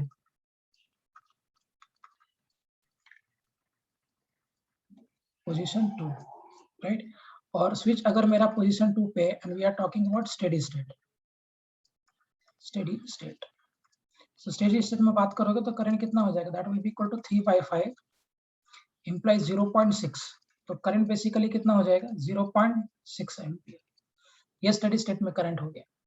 अब कितने टाइम के बाद इंडक्टर में करंट स्टेडी स्टेट करंट का हाफ होगा, ये आपसे पूछा गया है। हाँ गुड, एक्सेलेंट कस्तूर। कैसे करोगे for that? I is equal to I naught 1 minus e raise to power minus t by tau. I आपका I नॉट बाई 2 हो गया, 1 minus e raise to power minus t by tau. अच्छा हाँ good Smriti, excellent बेटा both of you. ये cancel हो जाएगा, so e raise to power minus t by tau कितना हो गया? दिस इज 1/2 है ना? सो वैसे ही करेंगे, लॉग ले लेंगे दोनों साइड। गुड प्लानिका, लॉग ले लो। सो मैं फास्ट करता हूँ, इज माइनस ऑफ ln2, सो ये माइनस माइनस कैंसिल हो जाएगा, तो t is equal to tau into what? ln2, सो t कितना हो जाएगा? l by r ln2। बताइए l कितना हो r कितना होगा इस केस में? 5 ohm, हाँ 5 यस, समझ गया तुम्हें r लेने के लिए। सो t कितना हो जाएगा? l कितना दिया था? What was L here? 10 millihenry. Okay, so this will be 10 divided by 5, 0.693 millisecond. So 2 हो गया।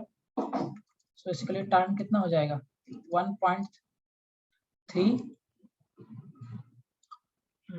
this will be 1.386 millisecond. This will be the correct answer. Got the point? Very good, clear है सबको point यहाँ तक? Yes, sir. चलो super. एक circuit और पढ़ लेते हैं, फिर अगले टाइम डिस्कशन करेंगे। देखो अभी तक मैंने कौन कौन सा सर्किट आपको बता दिया। So till now we have done with what, CR circuit, LR circuit. ये दोनों सर्किट हो गया ना हमारा करके। Yes Yes, sir. एक सर्किट और आज इंट्रोड्यूस करता हूँ। और एक बात और सुनो, ये जो CR और LR हमने पढ़ा है, मतलब कैपेसिटेंस रेजिस्टेंस, इंडक्टर रजिस्टर, ये सब हमने DC सोर्स के साथ पढ़ा है। इस सब जगह पे जो आपका सोर्स है वो DC है, सोर्स आपका DC है। दोबारा यही सर्किट पढ़ाऊंगा मैं, CR और LR, लेकिन उस समय सोर्स मेरा AC होगा, है ना, उस समय सोर्स मेरा AC होगा। Right now we are dealing with the DC source, ठीक है। एक अगला सर्किट लिखो, LC सर्किट। LC सर्किट, इसमें कोई रजिस्टर नहीं है, सिर्फ इंडक्टर और कैपेसिटर है। There is no resistor at all. LC circuit. अच्छा मुझे एक बात बताओ, अगर रजिस्टर नहीं है तो क्या एनर्जी बर्बाद होगा? No, sir. है ना, सर्किट में एनर्जी, सर्किट में एनर्जी बर्बाद कौन करता है? रेजिस्टेंस। अगर ये मेरा LC सर्किट ऐसा है तो ऑब्वियस सी बात, इसमें एनर्जी को वेस्ट करने वाला तो कोई है नहीं। यस और नो? कैपेसिटर चार्ज होते वक्त हाँ, कैपेसिटर भी तो एनर्जी स्टोर करता है ना, वेस्ट थोड़ी करता है। कैपेसिटर क्या करता है? क्या एनर्जी को स्टोर करता है? और इंडक्टर भी क्या करता है? वो भी एनर्जी को स्टोर करता है। सो कैपेसिटर भी एनर्जी को स्टोर करता है और इंडक्टर भी एनर्जी को स्टोर करता है। इंडक्टर एनर्जी जो स्टोर करेगा वो किस फॉर्म में स्टोर करेगा?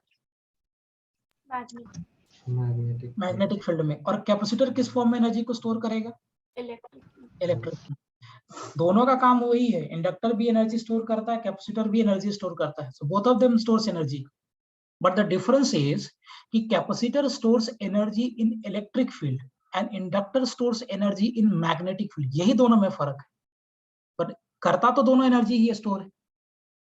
और एनर्जी बर्बाद नहीं हो सकता जब तक कि आप सर्किट में रेजिस्टेंस ना लगा दो। जब तक रेजिस्टेंस नहीं लगेगा तब तक एनर्जी बर्बाद नहीं होगा। ओके, सो इसमें क्या रिलेशन आएगा जरा देखिए। सो कैन वी से कि दोनों पैरेलल में है, so can we say that L di by dt plus Q by C is equal to 0।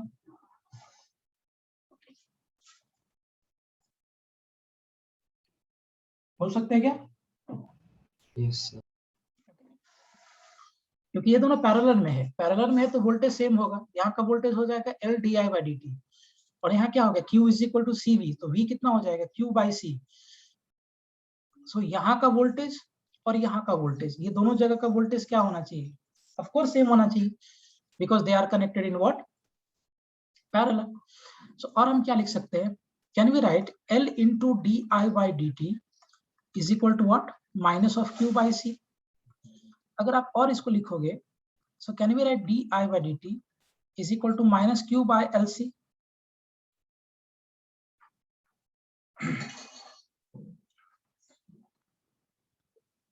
Agreed? लिख सकते हैं हम लोग इसको। Yes, sir. Then minus sign क्या बेटा?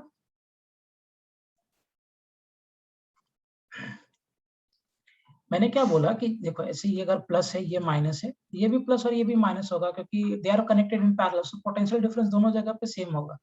यहाँ का हो गया L di by dt, यहाँ का हो गया Q by C।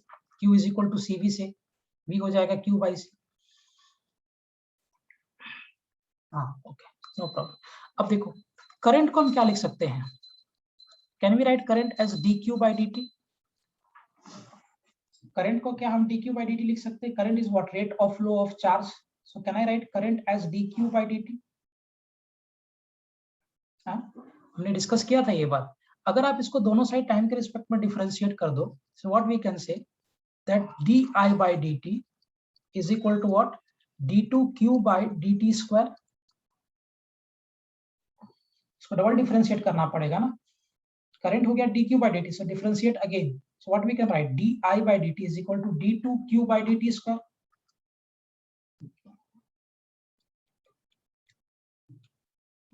नहीं कौस्तुभ नहीं, होल्ड करो, मैं आता हूँ उस पे. Can we write this i is equal to dq by dt है, अगर मैं इसको दोनों साइड टाइम के रिस्पेक्ट में डिफरेंशिएट करूं तो can I right di by dt is equal to d2q by dt square. Yes, sir. एक काम करो, di by dt की जगह पे ये टर्म यहाँ प्लेस कर दो. So what will be having, d2q by dt square is equal to what, minus q by lc. d2q by dt square is equal to what, minus q by lc, है ना. अब देखिए, याद करो SHM जब आपने डिस्क पढ़ा होगा, SHM में क्या रिलेशन आता है, दैट फोर्स किसके बराबर होता है, is it equal to minus of kx. Yes. Force को क्या लिख सकते हैं हम लोग, mass into acceleration is minus of kx, और एक्सेलरेशन क्या हो जाता है, minus of k by m into x. और क्या मैं एक्सेलरेशन को can I write this as d2x by dt square is equal to minus k by m into x.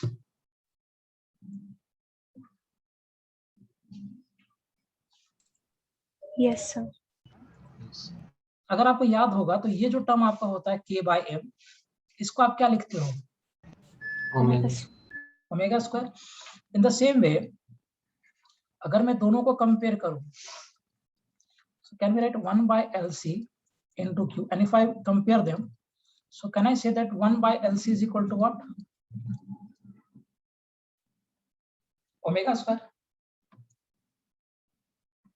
1 by lc किसके बराबर हो गया, is it equal to omega square. Yes, sir. Just I am comparing the two. जैसे इसमें क्या, so इसका मतलब कि omega square will be equal to 1 by lc and omega will be equal to what, 1 by root lc. इसका मतलब कि inductor और कैपेसिटर सर्किट में एनर्जी ऑसिलेट करता है, और उस एनर्जी के ऑसिलेशन का जो फ्रीक्वेंसी है, बाद में चल के बताऊंगा, रेजोनेंस का भी सेम फ्रीक्वेंसी आता है, एसी में करेंगे. That is equal to 1 by 2 pi under root LC, है ना. इंडक्टर कैपेसिटर सर्किट अगर है तो एनर्जी का वेस्ट नहीं होगा, एनर्जी ऑसिलेट करेगा. कभी इसमें एनर्जी स्टोर होगा इंडक्टर में मैग्नेटिक फील्ड में,